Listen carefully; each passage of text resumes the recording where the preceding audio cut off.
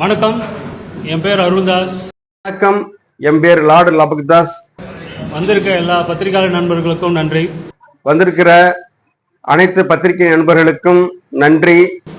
நான் இப்போ எதை பற்றி பேசுகிறேன்னா, என்னோட கண்டுபிடிப்பை பற்றி தமிழக மக்களுக்கும் மற்றும் தமிழக அரசாங்கத்துக்கும் விளக்கறதுக்கு தான் இந்த பத்திரிகையாளர் சந்திப்பு. நான் இப்போ எதை பற்றி பேச போகிறேன் அப்படின்னா, என்னுடைய கண்டுபிடிப்பை பற்றி விளக்குறதுக்காகத்தான் இந்த பத்திரிகையாளர் சந்திப்பு. என்னோட கண்டுபிடிப்பு மழை கொண்டு வர்றது தான். என்னுடைய கண்டுபிடிப்பு வெயிலை பற்றி தான். மழை எப்படி கொண்டு வர போறோம்னா, குண்டலினி சக்தியை பயன்படுத்தி தான் கொண்டு வர போறோம். வெயிலை எப்படி குறைக்க போறோம் அப்படிங்கிறத என்னுடைய மண்டலிங்க சக்தி மூலமா தான் நான் உங்களுக்கு சொல்ல போறேன். பொதுவாக இப்போ மேக விதைப்பு அப்படின்வாங்க. மழையை நம்ம செயற்கையாக உருவாகிறதுக்கு மேக விதைப்புன்ற முறையை பயன்படுத்துவாங்க. விமானத்தில் ஒரு சில ரசாயன பொடிகளை மேகங்களுக்கு மேலே தூவுவாங்க. என்னோட கண்டுபிடிப்பு என்னன்னா, அந்த ரசாயன பொடிக்கு நிகரான ஒரு கண்டுபிடிப்பு. வெயில் ஏன் அதிகமாச்சு அப்படின்னா பொல்யூஷன்னால தான். பொல்யூஷன் அதிகமானாலதான் ஓசோன் படலத்துல ஓட்டைகள் வந்திருக்குது. அதை எப்படி சரி செய்யறது அப்படிங்கிறத என்னோட ஆராய்ச்சி மூலியமா நான் இப்ப கண்டுபிடிச்சிருக்கிறேன். என்னுடைய கண்டுபிடிப்பு ஓசோன் படலத்தை அடைப்பதற்கு நிகரான கண்டுபிடிப்பு. சரிங்களா?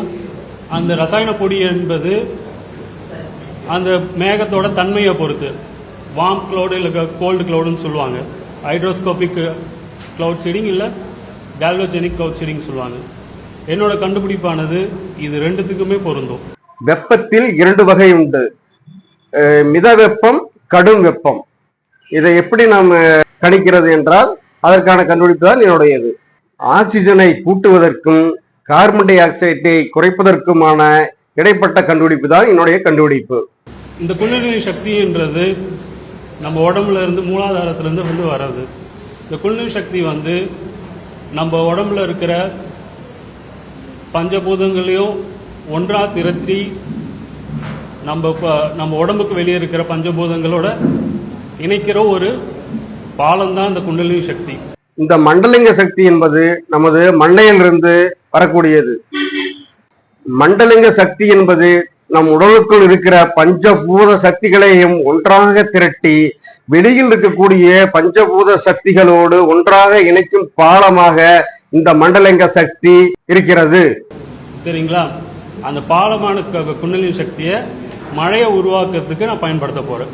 இதுதான் என்னுடைய கண்டுபிடிப்பு. சரிங்களா? இந்த மண்டலிங்க சக்திய பாலமா இருக்கக்கூடிய இதை வச்சுதான் நான் வெயில எப்படி குறைக்க போறோம்னு நான் சொல்ல போறேன். கண்ணுக்கு தெரியாது குண்டலினி சக்தி. ஆனா இந்திய வானிலை துறையில் இருக்கிற கருவிகளில் இருக்க தரவுகள் அடிப்படையில் இதை நிரூபிக்க முடியும். கண்ணுக்கு தெரியாது இந்த மண்டலிங்க சக்தி, ஆனா இந்தியாவில் இருக்கக்கூடிய கருவிகளை வச்சு அதை நம்ம கண்டுபிடிக்க முடியும். இந்த குண்டலினி சக்தியை நேரடியாக பயன்படுத்தலாம்.